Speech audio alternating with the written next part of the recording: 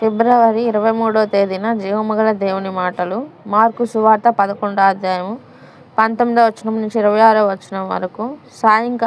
సాయంకాలం అయినప్పుడు ఆయన పట్టణములో నుండి బయలుదేరెను. ప్రొద్దున వారు మార్గమున పోవుచుండగా అంజూరపు చెట్టు వేళ్ళు మొదలుకొని ఎండి ఉండుట చూచిరి.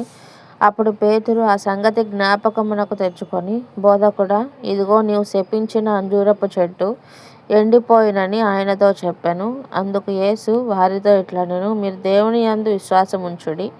ఎవడైనను ఈ కొండను చూచి నీవు ఎత్తబడి సముద్రంలో పడవేయబడుమని చెప్పి తన మనస్సులో సందేహింపక తాను చెప్పినది జరుగునని నమ్మిన యెడల వాడు చెప్పినది జరుగునని మీతో నిశ్చయముగా చెప్పుచున్నాను. అందుచేత ప్రార్థన చేయునప్పుడు మీరు అడుగుచున్న వాటినెల్లను పొందియున్నామని నమ్ముడి, అప్పుడు అవి మీకు కలుగునని మీతో చెప్పుచున్నాను.